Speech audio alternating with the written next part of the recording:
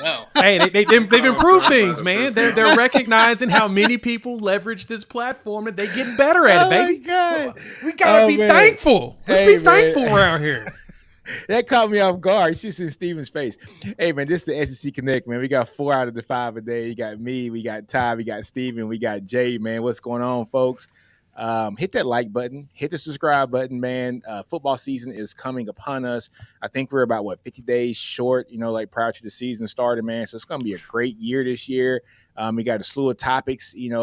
Nice topics today is what teams do we really think are going to have the opportunity to win the SEC championship game? We're going to talk about this Ole Miss schedule again, because just kind of seeing about that Ole Miss schedule, we're starting to see, are they really the team that we think they really are, folks? You know what I'm saying? But look, we're going to go ahead and start off with what teams do we believe are real competitors to win the SEC this year? Jay, I'll start off with you, man. Oh, it's got to come to me, huh? Just because we got the Alabama people in here, we got the Texas people in here, so we got to come to me, right? Well, y'all know me, and everybody. It's funny because, on my channel I have a lot of Texas fans, shockingly, right? That pop up. Not only do they come in just to hate, but at the same time, oh look, there's Chris. Speak of the devil. There he is. He's got home from work. Look at him with that vest on. Casket sharp. I see you with that vest on. Casket sharp. Guys, I'm sorry for being late. I was trying to explain to Gundy how DUIs actually work. Ooh,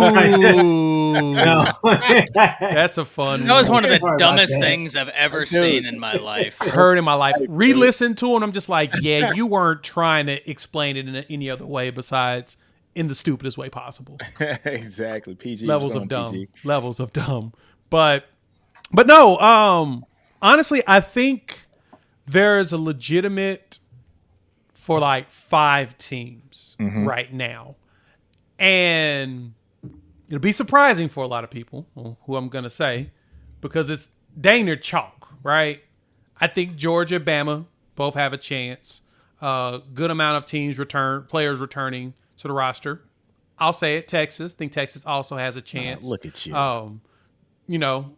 A lot of additional players from the transfer portal, a lot of revamping and whatnot. There's questions. I put it like this: there's questions on every team except for Georgia right now, right? Georgia has the most tenured coach in the SEC right now, and head coach. They've been a juggernaut in the recruiting trail for a while, and it's still snowballing with the same coach. Bama, the big question is, Kalen DeBoer now is showing that he's really good at recruiting in the SEC, bringing in the right staff and doing everything he's supposed to do, but it's still his first year there at Bama. Still got to see what that looks like playing when he changes things up for Jalen Milroe and gets the best out of him, right?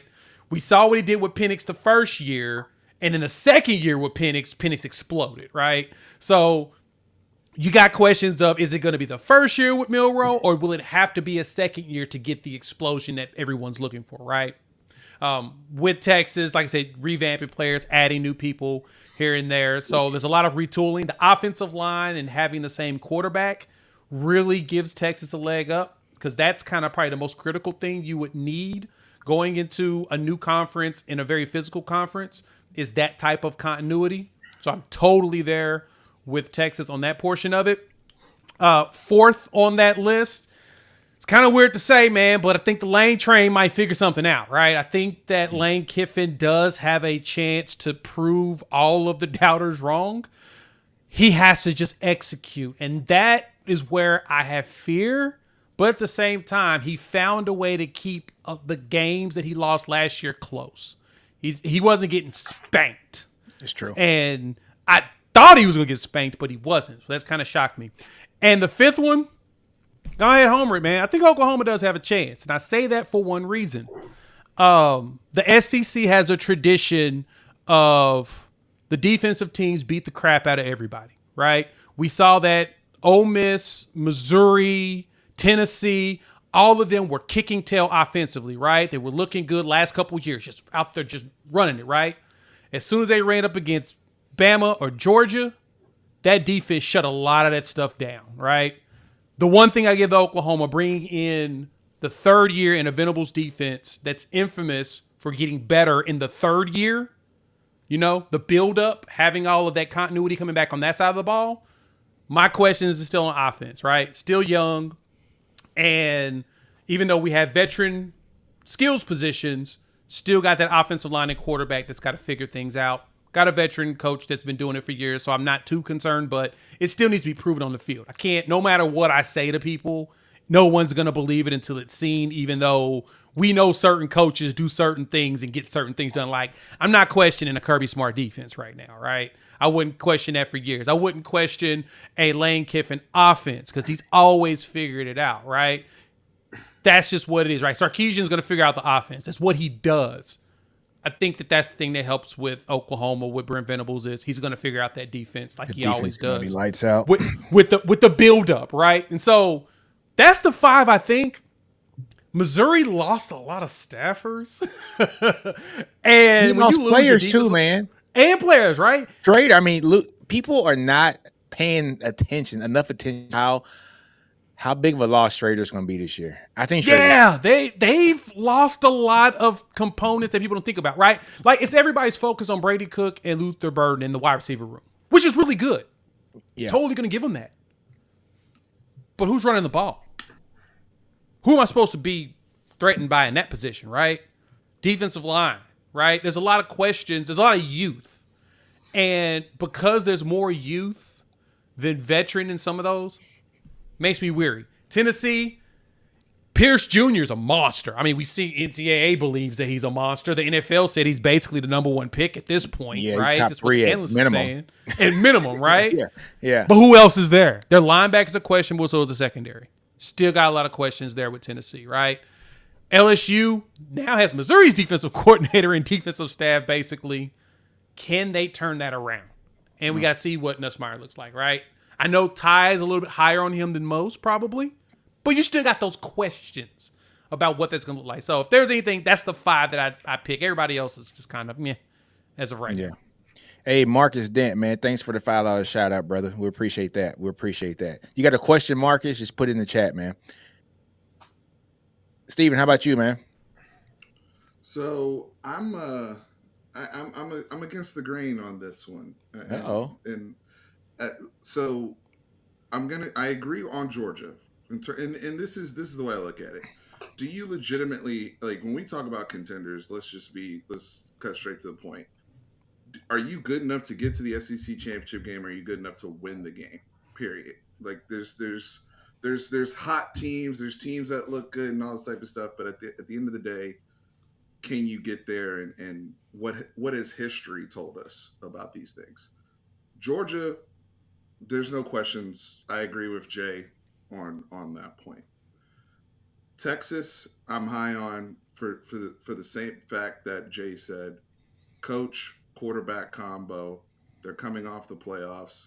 You have a Quinn Ewers in year 3. Sarkisian we're finally going to see Steve Sarkisian with a year 3 quarterback, which he's done legendary things with throughout his career. He just hasn't gotten to year 3 with a quarterback yet at Texas until this year. And then obviously the returning talent that we have on both sides of the ball. Jay, you mentioned the transfer portal as well. And I think our schedule will be able to manage it. So I have Georgia, Texas. I actually have LSU in this mix. I'm high on Brian Kelly. I like the coaching, alignment that they've done on defense. I do think Nussmeier is going to ball. I think that what they left in place with, even though they've had some shakeup on the offensive staff, that was still the number 1 offense in the country last year. And I know they lost a lot of guys to the NFL and all that, but they've reloaded quite well talent-wise. It's just some of these guys may not be household names yet, but if you watch them in the spring and some of the guys that they had in the bowl game, I also trust Brian Kelly. I'm also looking at this from the coaching perspective. This is now, his 3rd year in the conference in the SEC, right? So him being more comfortable, him now being in year 3 with some of his recruits, what he's been allowed to do, I'm high on LSU. The next team I have, I actually do believe in Missouri. That schedule is so that schedule's ridiculously easy. I'm sorry. compared to everybody else, and you guys are talking about Cody Strader. People don't know about Marcus Carroll. Marcus Carroll is going to be their starting running back this year. He ran for 1,400 yards at Georgia State last year. They got a home run back out of the portal. They got another kid out of the portal to play running back, and they've upgraded their offensive line. Plus, they hit the portal heavy on the defensive line as well. I like the additions that they made.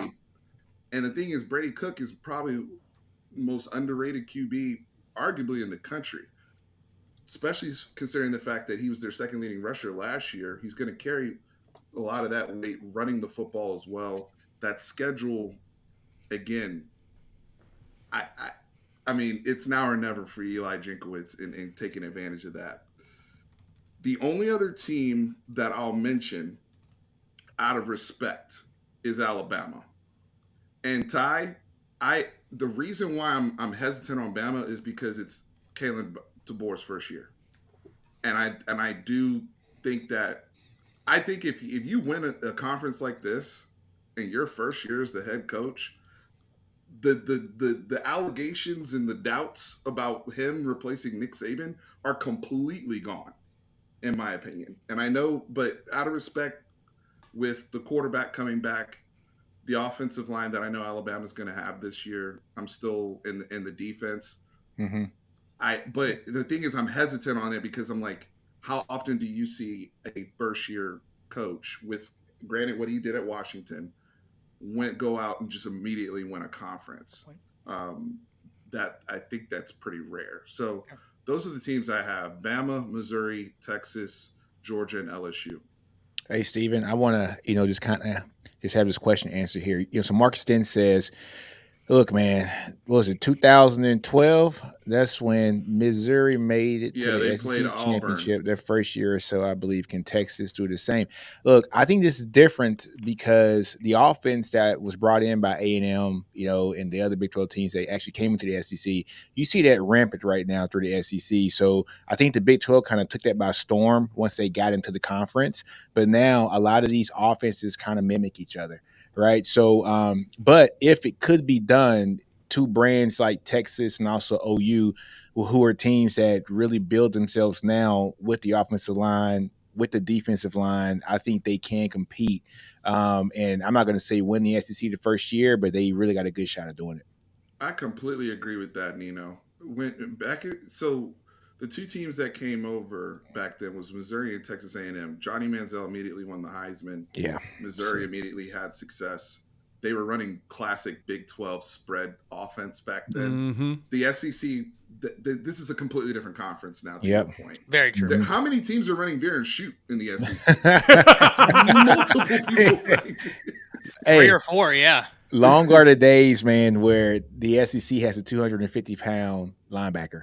You know what I'm saying? That's like clock in the middle. You don't see that often anymore, right? Or 260 pounds just run stopping guy. You got to be so versatile now. And I think that the league is kind of caught up with the Big 12 when it comes to the offense, but also still able to have the athletes to play in space in the defense, which is something that the Big 12 usually doesn't have. So, look, man, Marcus, great question. Great question. I think I'm going to hand this over to Chris. How about you, man? So we're picking how many teams? 5? 5, 4, 5, anything. It doesn't matter. There's no number. Just who do you think is capable of winning the conference? Oh, I mean, I would definitely, I would put Bama in there. I don't really have any doubts about DeBoer. I think what he's going to do for the offense, I'm on record of saying that to Ty so many times. What he's going to do for Milroe is just simplify the game. He's going to bring a college-friendly offense to Alabama and give him the ability to kind of just go out there and really just truly do his thing. And that offense, in my opinion, all the emphasis, all the pressure, everything is on the wide receivers. The wide receivers really control the narrative of that offense as far as what they're going to be able to do. I think the running game is going to be solid as well.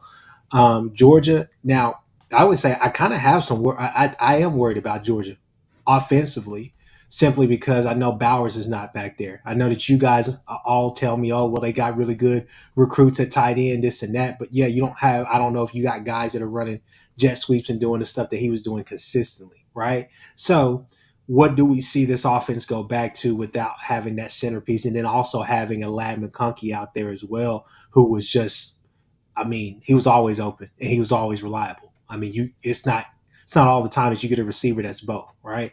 So the whole thing is that do we see Kirby Smart with Jake Fromm, or do we see Kirby Smart with Stetson Bennett and what he's had with Carson Beck, right?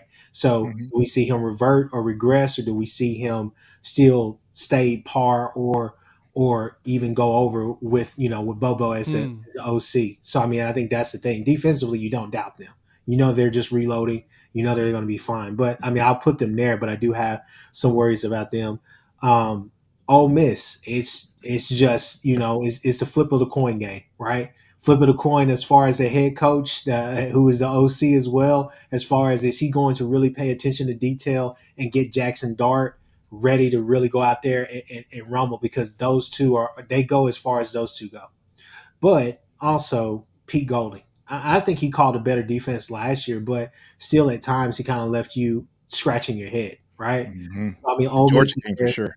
Yeah, Ole Miss is there simply because of I would probably say the schedule. I think that gives them a nod. I do think that I do think that I want to say this carefully. No, I'm not. I do think OU has a great chance to really be in the conversation, honestly, simply because I think the defense is going to be lights out this year, and I really do. I truly believe. I think Jackson Arnold is going to be lights out as well. But like I've said before, man,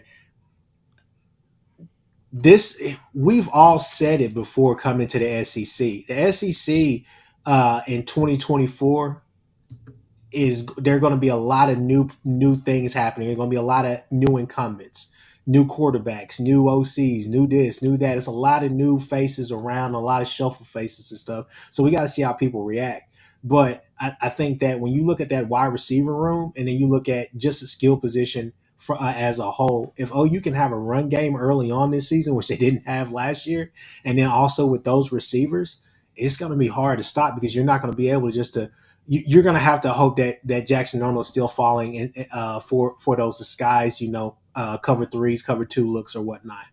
Outside of that, I would say probably, be honest with you, probably Tennessee.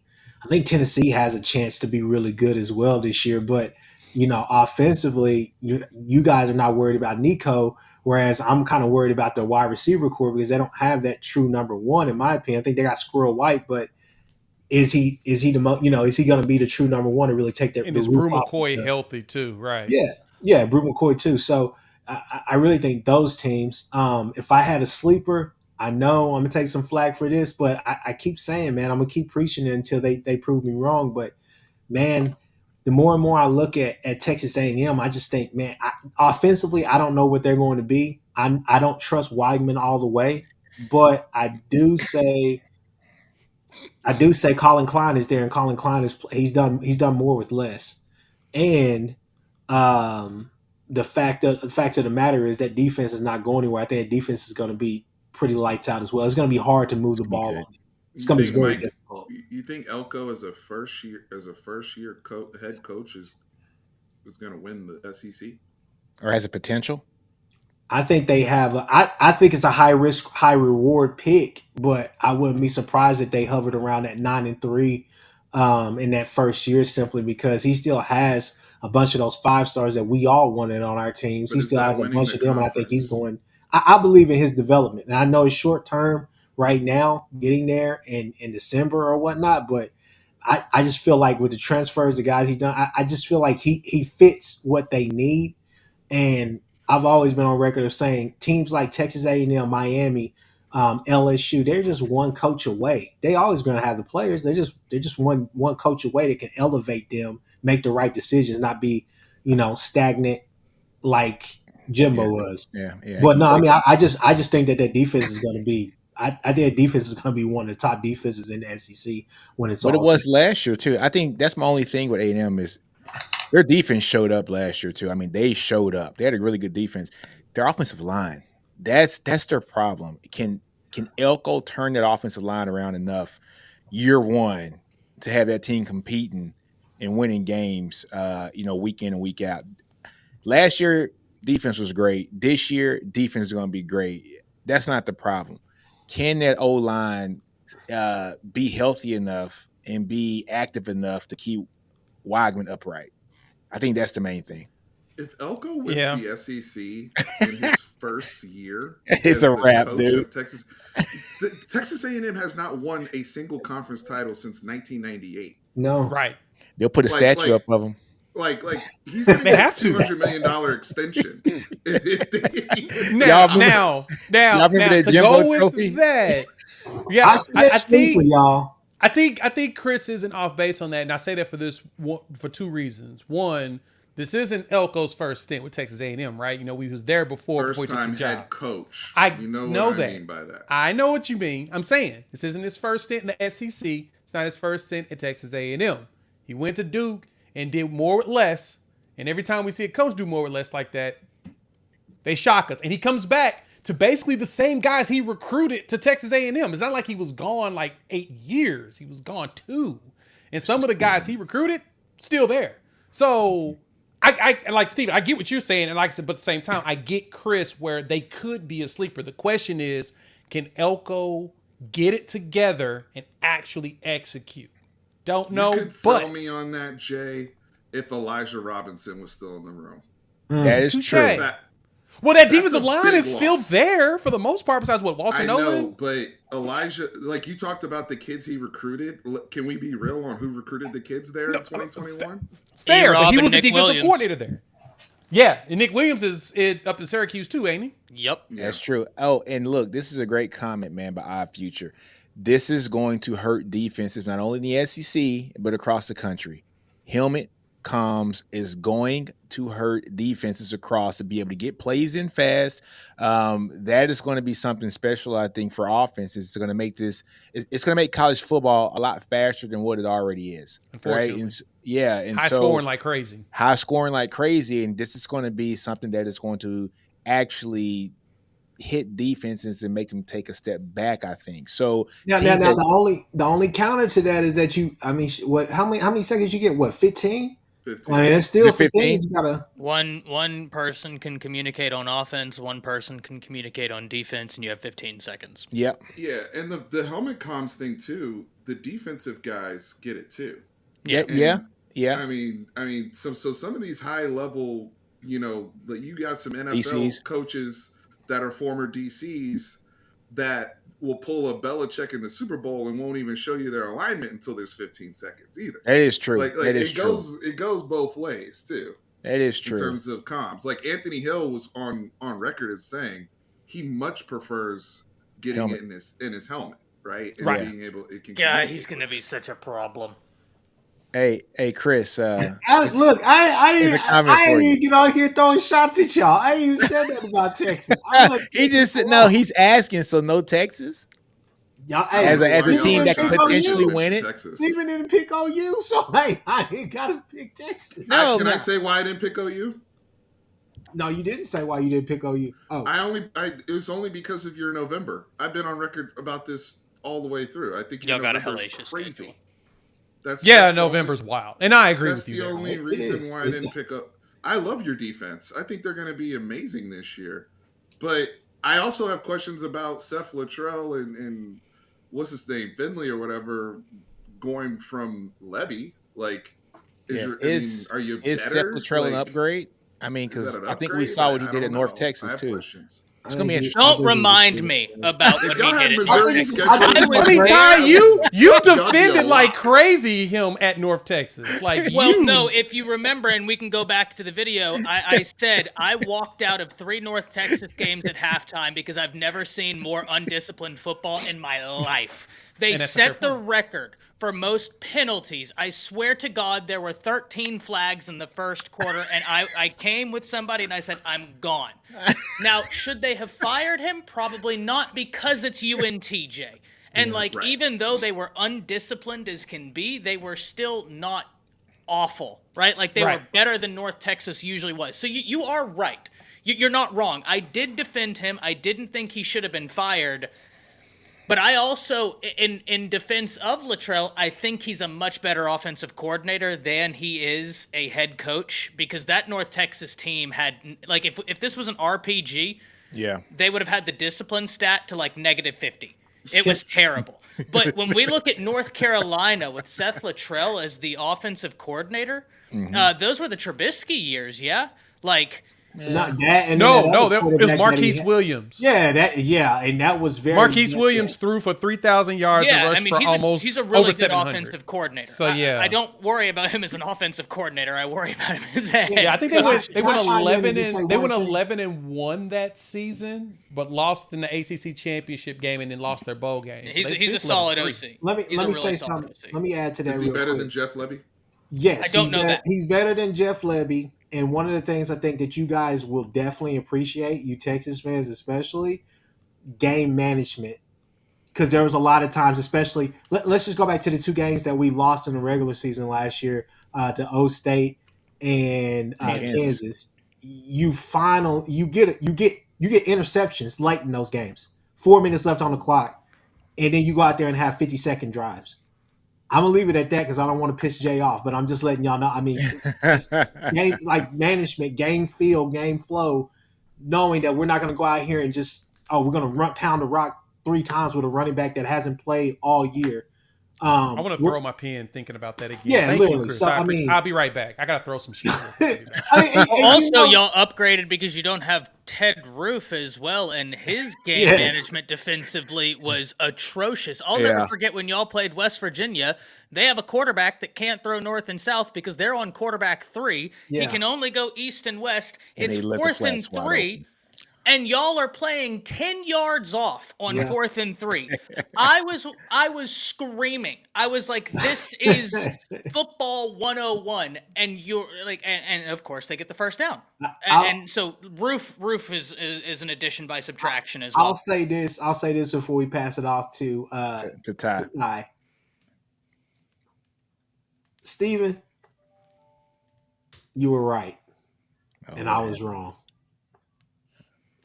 Levy didn't know what the hell he was doing because that motherfucker had us on the field playing. I was like, what are we doing? The Bloods and Crips truce right now? my Like, uncle what's called going on me. here? My uncle I know what called he's me and be talking like, about "Hey now. man," Not like us. my uncle called me I thought like, this was "Hey, about to be man." the pop out He'd concert. be like, you know what "Hey I'm talking man, how long were you on the field?" I said, "Oh man, I timed it. We was on the field for like 55 seconds." I was like, Nino, do you remember I was driving that point home like crazy about when you have to marry as a coach, as a coordinator, you have to marry the veer and shoot. Yeah. You want to go at breakneck pace with your Yep. defense. Yep, And you need to know what you're doing with tempo. That's what he's talking about. Yeah, Like, yeah. when we I remember from the argued podcast we that. had before. It's the same thing. Homer was I won't say concerned, right? Concerned's a very strong word. Yeah. Homer questioned not the hiring of PK, but the order of hiring whenever Yes. Texas took over, because PK was the last He guy, was the and he's last like, this is a good Yeah. hire, but like, is it going to? And it's worked out, right? Like, It's I worked think out for the most I part. like PK. I like PK. All right, but hey, Ty, prior to you, like actually coming on, look, Stephen Houston said something. He goes, A&M has culture problems that Elko isn't going to fix in one off season. I think their foundation is better with him than with Jimbo, though. And that is, look, that kind of reminds me of, I guess. I like Elko long term. Yeah. That kind of reminds me of the Sark hire. That first year at Texas was rough. You know what I'm saying? Building the foundation. Really scrapping everything from the program and installing his own program.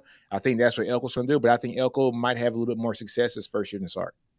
So look, I'm with Chris. I think A&M had the potential to win 9 games this year. Their schedule is pretty difficult, but I just got to see the offensive line, man. I got to see how the offensive line is going to go. But it's A&M, and I think they suck anyway, so it is what it is. But Ty, over to you, man. Yeah, so my 5 are the same as Jay's. I have UGA, Bama, Texas, Ole Miss, OU. And when I look at this, Georgia, I don't have any concerns with Georgia. I guess my only question is, how good is your defensive front going to be? Because last year they were good, but they weren't the Kirby maulers that he had up front. And believe you me, I know that defense very well.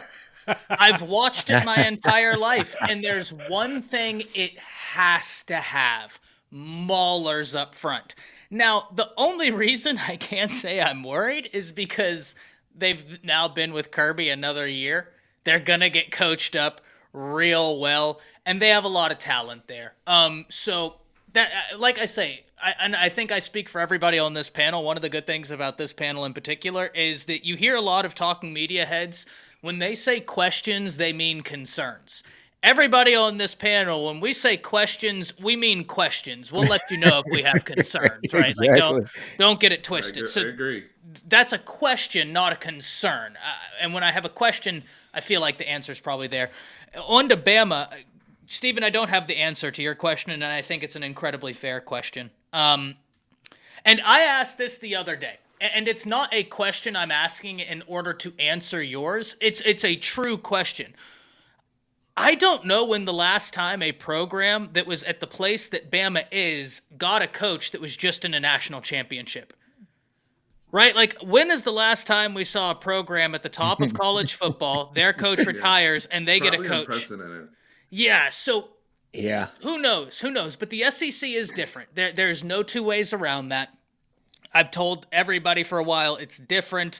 That's a reason why I like what Texas and Oklahoma have been doing over the past 3 years, preparing for this, because you have two coaches that, even though Venables wasn't in the SEC, Clemson played SEC football. Let's be very honest here. In terms of their style of play, that was an SEC-style team. He knows what it takes. Sark coming from Alabama, he knows what the SEC takes. So I think both teams are very well aligned to be able to do good in this conference. The one thing I'll say for DeBoer is he's won everywhere he's gone. He inherited a 4-8 program at Washington and took him 25-3. Went to the national championship his second year. And it's going to be a lot of fun. Like I say, from a schematic standpoint, circle the Bama-Georgia game. I think for those of us that love X's and O's in football, fireworks. Mm-hmm. Absolute fireworks, right? Like, in terms of what DeBoer is going to try and do to get Kirby's guys out of position to create assumptions. It's a little bit like Sark versus Nick Saban, right? Like, when we look at what Steve Sarkisian did, he was giving all of those Bama guys a lot of eye candy and creating assumptions, and then he was going to take advantage of the assumptions that he had planted. He inceptioned all those Bama defenders. And it's almost like, okay, here's the side of hand, and then here's the right. You know what I mean? And it was a thing of beauty, that last Texas-Bama game, what Sark orchestrated on the offensive side of the ball. I've gone back and watched it. I've cried my tears. But it's beautiful, what he orchestrated. I think that was Sark at his best, right? When Sark is in his bag, he's hard to beat. There are very few play callers in the NFL that can compare to Steve Sarkisian when he's in his bag. I've never shied away from that point. And that gets me to Texas, right? I think Texas is going to be very dangerous. I'm not worried about their running game. I'm not really worried about the wide receivers they lost, though you had some really incredible guys, but you got some incredible guys. Isaiah Bond is very, very talented. I think Silas Bolden is ridiculous. I'm really high on Jonte Cook. Hopefully he takes those next steps that he needs to, because I think the talent is certainly there, especially for him to be a slot demon. I think that he could really give a lot of cornerback threes problems. And then you have Wingo, who I think is going to develop to be a household name by his sophomore year, if not his freshman year. That's how high I am on him. The kid is one of those guys that can do it all, right? And he, if I'm not mistaken, is he going to play Z for y'all or X? Yes. Yeah, Z. Yeah, he's sick, dude. He's got the ability to play anywhere, right? Like, if you wanted an oversized slot wide receiver, he could go in there and dominate. Like, he could play X, Y, Z. He is fantastic. Really excited about him. Ole Miss. I echo a lot of the same comments y'all have about Ole Miss, but I also wonder about the viability of the transfer portal in the manner that Lane Kiffin has used it. Let me explain.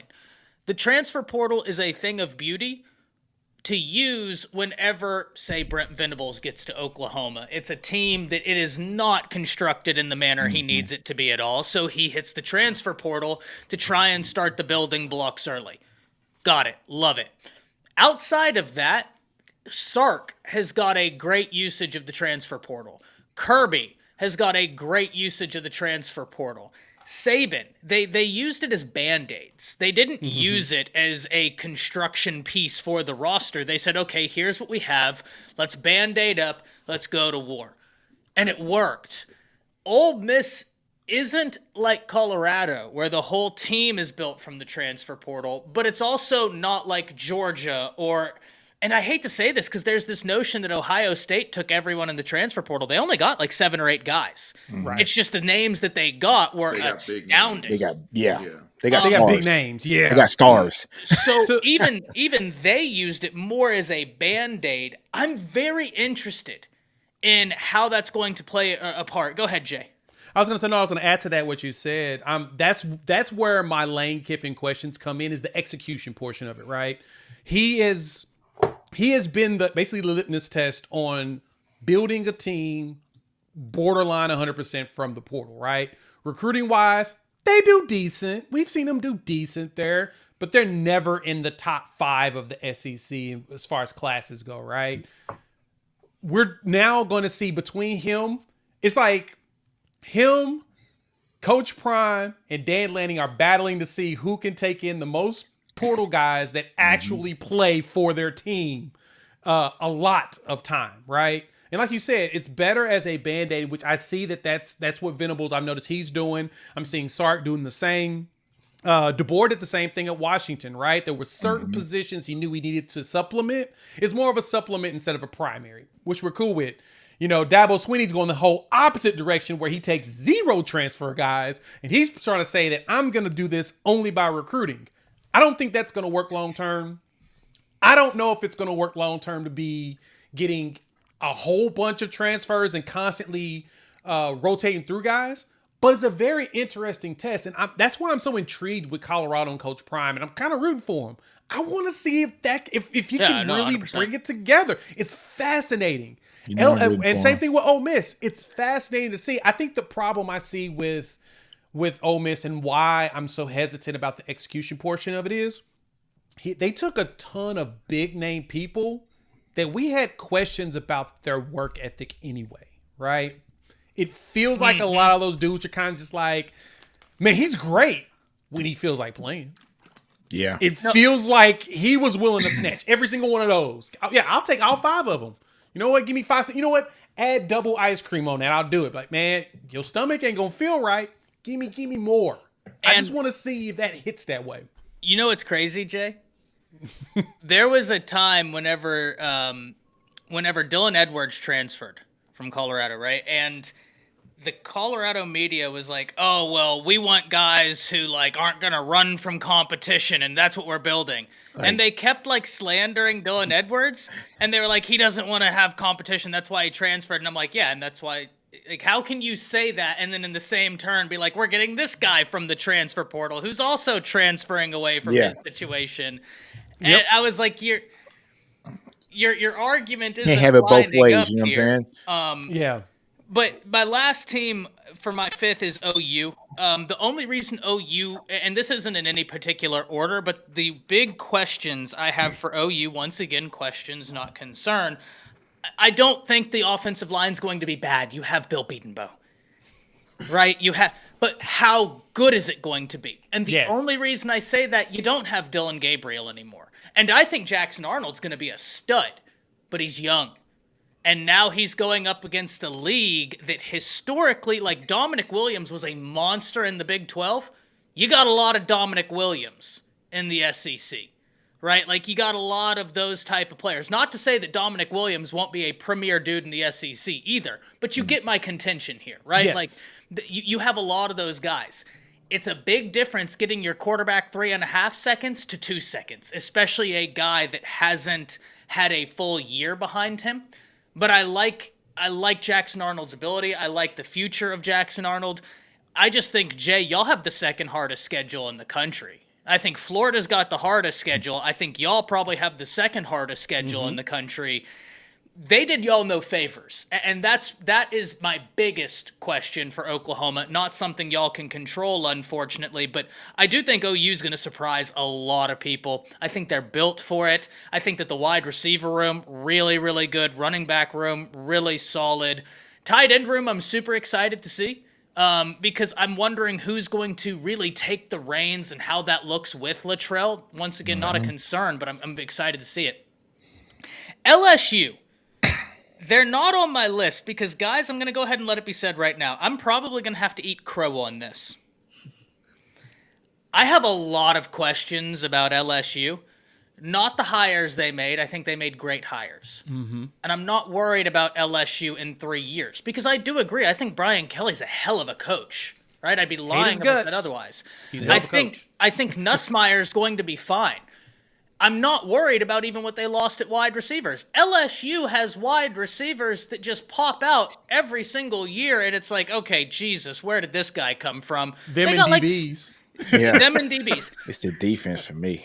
But for them to go from the number 105 total defense in the nation to being a top 30, 35, which is really where you're going to need to be that complete team to be able to compete, that'd be an all-time turnaround. I think actually Kane Womack holds one of the quickest turnarounds at Indiana. He's now Bama's defensive coordinator. When he became the defensive coordinator at Indiana, they went from 70th to 30th, right? That next year, and they were number 1 or 2 in red zone, number 1 or 2 in takeaways. That's my big question for LSU, and also running back. Not to say that they won't have great running backs, but gentlemen, Jaden Daniels was such a big piece of that running game, and though I think Nussmeier is going to be a monster quarterback, are you going to be able to supplement the running game to be able to assist him? I think that they have a Joe Moore award-winning potential on the offensive line. I think Texas has got a Joe Moore award-winning potential offensive line. I know some people are Lester saying, Brian Kelly, come on, man. Hey, Brian Kelly's won. We can talk about him getting to the national championship and not winning it. He got there. I don't think people look at respect. His first 2 years at LSU. He was lighting up the SEC and was kind of wait, he wasn't supposed to be this good starting off. I think Nick Saban spoiled people in terms of Nick Saban won it. It's not easy. To get there is incredible. Brian Kelly's a heck of a coach. Missouri, I do agree, though, Steven. I'm really excited about Missouri. I do like their running back. I really wish they would have gone and got Dylan Edwards. Yep. Because if they had gotten Dylan Edwards, I wouldn't say a word about Missouri at that point. He fits that system so perfect. Like a glove. He fits it so perfect. Who's that? Cody, what's his last name? Schrader. That was their last name? Schrader. I don't want to say Schroeder. Yeah, Schrader. Literally, you plug, play, boom, boom. Dude, he fits it so perfect. Dude. Oh man, that'd have been awesome. I think people are gonna be pleasantly surprised when they see Marcus Carroll run the football. I agree with you. I do agree. How many years does he have left? Was he a sophomore or junior this year? I think he's a junior because he's played 3 years at Georgia State. Oh, he's already played 3 years. I think so. He's probably a senior. Okay, he's probably a senior, so this is last year. It's just with 1,400 yards last year. Yeah, and he caught 25 passes. Oh, did he? Yeah. Mm-hmm. He's a well-balanced guy. And Robert, if they do, I believe it would be for 2025, not 2024. Gotcha. My thing with, can I talk about LSU real quick? Please, because I want to be wrong about them. I do. No, I don't. My thing is, and I know Nino has to go. Nino hasn't given his teams yet, but so far everybody has said Ole Miss. And I have more faith in Brian Kelly than I do Lane Kiffin. I'm not going to argue with that. I don't disagree with that. I don't. I don't trust Lane Kiffin. To me, it's at the point where he literally needs to, even if he gets the SEC championship game, he needs to win it before I'll be like, all right. He got to win the whole thing for you? No, that's because that's what we're talking about. Can you win the conference? We're not saying, can you make it to the SEC championship game? That's two different things. That means you got to win the whole damn thing. But LSU, my thing with LSU is They got Corey Raymond back home. They got Bo Davis on the defensive line, and we know what he can do development wise. And Coach Baker, I mean, they paid what $2 million for that defensive coordinator. Mm-hmm. They paid like almost record money to get him there. On top of that, was the talent that bad last year, or were they just completely disorganized and discombobulated?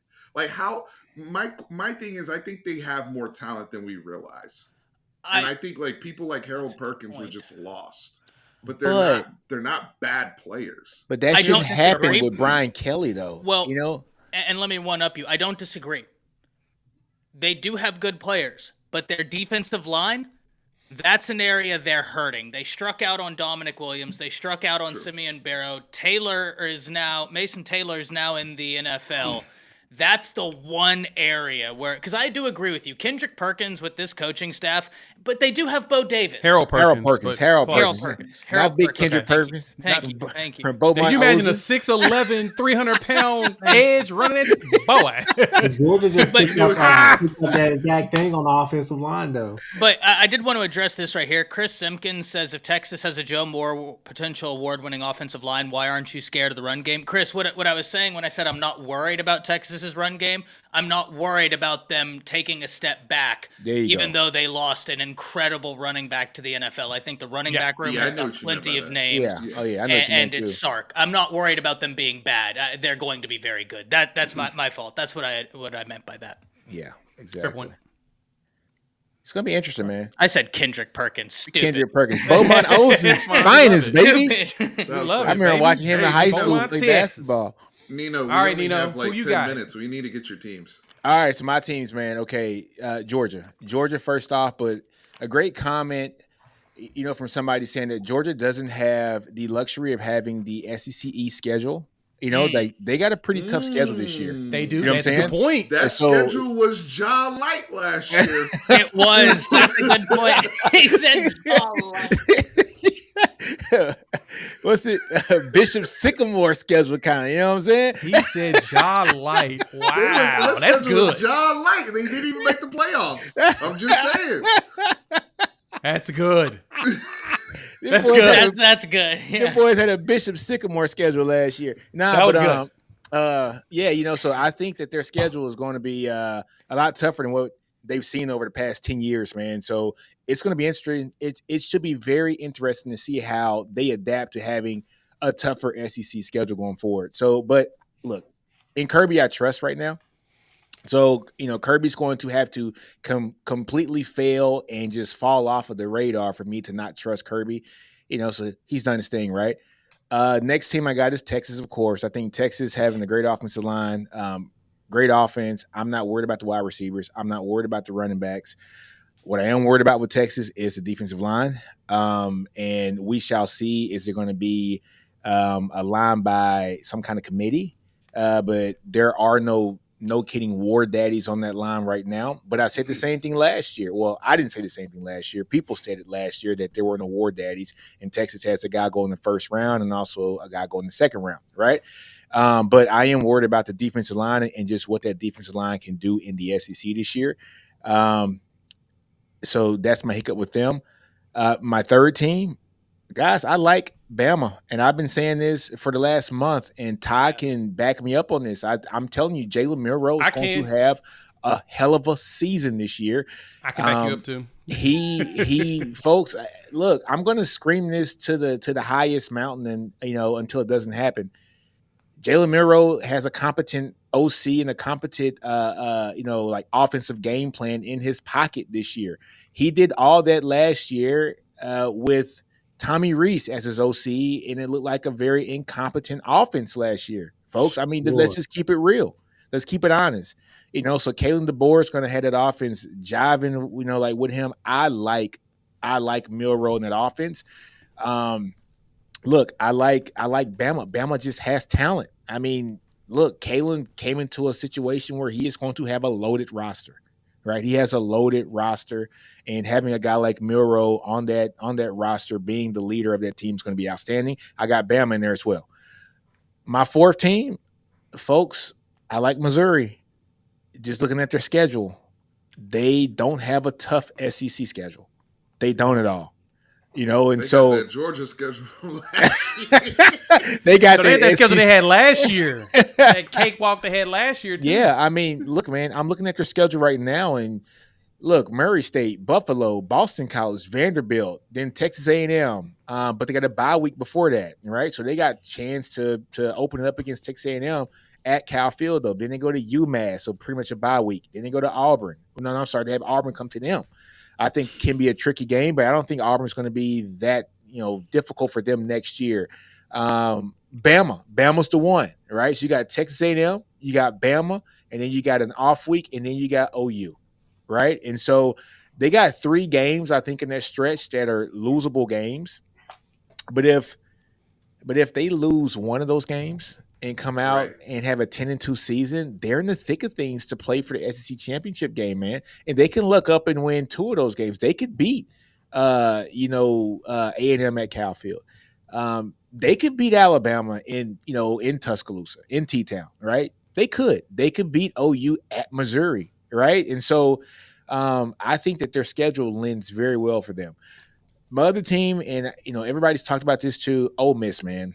Like, Ole Miss has the talent, but I'm telling you what, I'm kind of afraid of Jackson Dart and what Jackson Dart is going to do for that roster. Is he going to be the quarterback that is going to be able to lead them to an SEC championship game?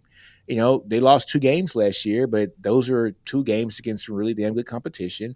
They got smashed by Georgia. Was it 52-12 or something? 52-17, something like that? It was stupid, right? And then who else beat them? Bama beat them, right? Was it Bama tie? They were competitive the first half of the Bama game. Ole Miss, yeah. Yeah, but they didn't have the competitive depth, right? And so when they got tough on them in that second half, Bama's competitive depth just took over in that game. The Georgia game was alarming, though. To get beat out by Georgia that bad, though, I mean, 52-17, 52-20, whatever it was, that's alarming to me for Lane Kiffin. And so, look, I understand he got his guys from the portal. We get it. I don't trust Jackson Dart at all. And like some of you guys have said, the guys that he has gotten in the portal are some guys that might not have been fits at their previous team because of issues. And so Texas went through that with a couple guys when Sark came in, and he brought some guys in that had questionable, issues from the previous team, and it didn't work out for those guys in Texas. Is that going to happen again with Ole Miss bringing in guys that had some character issues at other teams, right? So that's my thing. Those are my teams. Dark horse, though, I do like OU. I do. I'm just worried about the offense as far as Jackson Dart. Jackson Dart, basically breaking in a redshirt freshman, first year in the SEC, redshirt freshman coming in and doing his thing. I like Jackson Dart. He's tough as nails. But my only question with Jackson Dart is he likes to dip that shoulder, man. He likes to hit people. Hey, man, and as a football fan, I love it. But as a quarterback, you got to be smart with the hits that you take. You got to get skinny in those situations and just live for another day. And so that's my only fear is not Jackson Dart, is Jackson Arnold going to be able to mentally, at that young of an age, say, look, I can't get this. No hit stick slide. So I don't think he has that in him yet because I think he still thinks that he can do what he did in high school. But it's going to be BV beating that out of him, right? Like, kid, if you don't, I'm taking you out. Right? I kind of feel like Jackson Arnold's going to hit us with some Drake May stuff, and that's kind of where I'm a little nervous too. That's where I'm nervous. Don't be too cavalierish. Slow down a little bit. But I see that more than I see him dipping his shoulder. I mean, all you got to do is put on a tape of Quinn Ewers, right? So, yeah. Hey, look, hey, we all know that Quinn has injury problems. I get it, but I'm comfortable with our backup. You know what I'm saying? I'm comfortable with our backup, right? And so can OU say the same thing? I'll let Jay answer that. Jay is who's your backup, Jay? Casey Thompson? We got Casey, and then we got the freshman Michael Hawkins. So are you comfortable with your backup if Jackson Arnold goes out? I'm comfortable with Michael Hawkins. I will say I am very comfortable with Michael Hawkins, but he'll still be young too. So it's kind of true freshman though. True freshman. Yeah, that's where you run into, There you go. They're gonna make mistakes. Casey's mistakes. play for a while. He ain't gonna be. The question is, will he be healthy by then? Look, man, we saw Casey at Texas, we saw him at Nebraska, and we saw him at FAU. Okay, we know what Casey Thompson is. He's a good game manager. He's just got to be healthy. We know Right? what Casey That's the question. Thompson But is. he hurt his hand. But he had all those injuries. He had all the, what was Kieran saying? Yeah, all this stuff that y'all man. Hey, man. Hey, let me do this. He before I can't jump stay up healthy outta either. here. Is where the problem lies too. Let me do this before I jump up out of here. Say, Ty Hayes. So we ain't gonna talk about Peyton Thorne. We ain't gonna talk about what. all right, I'm gonna see y'all later. I can't wait to see y'all next week. Jay got next week I can't make it. I'll be I think in Oklahoma next week. No, I'll be. Oh yeah, you will be in Oklahoma. You sure will be. Yeah. I forgot. So, hey, I'll be in Chris. Texas. I'll be in Dallas That's at right. SEC You'll be Media. So Chris, I will meet up with you, Chris, on Monday or Tuesday. We'll have like dinner or something on Monday or Tuesday. All right, man. Hit me up, Nick. But all I gotta say is, Nick, don't come over here playing around. Hey man, I'm wearing burnt orange. I don't give a damn. Playing around. I already told some That's people. hilarious. I don't give a damn. I'm wearing burnt orange. I bleed it, baby. Y'all finish it up. We'll chop it up later. Hey man, comment here from Longhorn Football Edits. Hey man, thanks for the $2 shout out, Nino and Steven on the live. Today is a good day. Appreciate it, brother. But Chris has a show at 8:00, right, Chris? Yeah, I'm about to pop out. I'll see you. All right, man. Ty, how about you? You got another show? No, I'm this is it. All right. Well, look, I'm about 40. Yeah, okay. I'm about 40. Anyways, man. Hey, look, man. Good show, man. Hour-long show today. Good talk. It's gonna be interesting, man, to see who's going to win the SEC this year. I think it's a stacked and loaded conference this year. I love the addition of Texas. I love the addition of that other team. I can't even actually muster their name right now. I don't want to care to even talk about their name. But Ty, I think we all said 5 teams. Right? Yeah. We all said at least 5 teams, which means we believe pretty much right at a third of the conference has a legitimate chance to win the conference. Which is crazy, right? I mean, most times it's 2 or 3 teams, I would say, that you really kind of nail it down to, that are legit going to be in the mix. And so with this, I know we're 16 teams now, but for all of us to come up with to feel good about at least 5 different programs that have the potential to win the conference speaks volumes about the SEC this year. Hey, man, I'm telling you, Bama's going to be frightening this year. I'm telling you. I just got a feeling that I think Ty said it best. We've never seen a coach that played in the national championship game get hired on to a team that finished 4th in college football rankings in its season that he's taken over for it, and also took the national champions to the last play of the game in their playoff game. Kalen DeBoer stepped into a wonderful situation. He has talent all around him, and I'm telling you, folks, he is a quarterback whisperer, and he's going to have Milroe looking like a freaking stud. Milroe is my Heisman dark horse. Yeah, I think Kalen's going to be great. I would feel that much better if he had kept the best player on the team. Yeah, that's true. That's true. We were. I feel like. I know, man. Caleb Downs. Caleb Downs is the beast. He's a beast. He's a beast. Oh man, he is. That's a culture thing too, man. That is. Yeah, Caleb. But it's so the Caleb Downs. I completely agree, but I think that one of the nails in the coffin. One, T-Rob left, then Saban left, and then they were doing a workout, like a team workout, and apparently he showed up real late. And Milroe ripped him. Oh boy! But look, I like that. And so I think that it was kind of one of those things where it's like, hey man, if you're not fully bought in, it's probably a net negative. Yeah. As talented as you are, but I do agree he would have been the best player on the team. Losing him, there's no world where losing Caleb Downs is a good. I'm just glad he didn't go to Georgia. Okay. I'm just glad he didn't go to crazy. Well, yeah, I'm with you. Kirby burned that bridge with his brother. That's true. Yeah, because he didn't recruit his brother, right? And so, so he ended up going to North Carolina, right? Yeah. Yeah. So, but look, man, I'm a big Bama fan this year. As far as talent, I am. Welcome to the dark side. Alpha Dog, I was the only person that picked LSU. You were, but And I was the only person that did not pick Ole Miss. Everybody else picked Ole Miss. Steven, LSU's gonna be so interesting though, man. They're It gonna is be an going to be interesting team. one way or another. I mean, because man, Brian Kelly is such a great coach. He is an outstanding coach. But it's just, can they get that defense to where we're used to seeing LSU defenses? I've never seen an LSU defense. Oh, I should Like say I never. said, it would have to be a historic turnaround. And I think they'll which be is very good. valid. But is it going to be good enough? Because I think Texas's defense out the gate, like, yes, you're wondering about the defensive line. Yes, But I think you we've want to see upgraded that across, though. back end get better. But you got Makuba, who I think is probably the Sneaky. most underrated.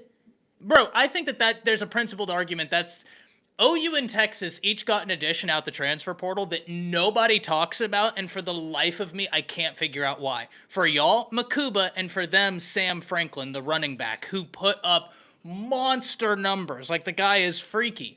I don't know what. And then people aren't talking about the cornerback. Is it Javian Cole from San Jose State? Yeah. He graded as one of the highest rated cornerbacks in the nation. Yeah. He's a monster. So y'all did do great there, and I've said this before, and I'll say it again. I think Anthony Hill. I think the SEC is in for a rude awakening. That kid is Himothy. Yes, he's incredible. Dude, did you see what he did as a true freshman last year? He's incredible. Dog, he was. The things Anthony Hill did last year, it reminded me of so many things that Derek Johnson did. I just think Anthony Hill might be just a freakier athlete than Derek Johnson. That's saying a lot because Derek Johnson is a guy that could potentially be a Hall of Famer in the NFL. I mean, he had that long of a career for that long of a team with Kansas City. He's a college football Hall of Famer eventually. Dude, I mean, his freshman year, I think he might be more explosive than DJ, and that's saying a lot. Derek Johnson was a freaking beast. You know what I'm saying? So I'm also biased because he comes from Ryan, and I'm currently in Texas. So I watched him a lot. Yeah, I like Ant Hill. Oh man, hey man, football can't come soon enough, dude. It can't come soon enough, man. Such a beast. Oh my God. All right, guys. Hey, look, man, it's been an hour and 5 minutes. We're gonna head this out. Probably won't have the show next week. I know I'll be traveling on business. Jay will be on business too. Steven, are you traveling on business next week? I am, and but you guys will be inundated with SEC Media Days, which are next week. I'll have my computer with me. I might. I'm here to disappoint everybody. I'm gonna go ahead and come clean. SEC Media Days is a hop, skip, and a jump away from me. I'm not going because college football 2025 is going to be out, and my ass is going to be playing that. Dude, I won't be home. So I got to order the game probably on PlayStation 5 now so that it'll download as soon as it drops, and my son's going to freaking play the damn game before me. Little Nino, man. Little Nino. All right, man. Tell him to do it big. All right, y'all. We out, man.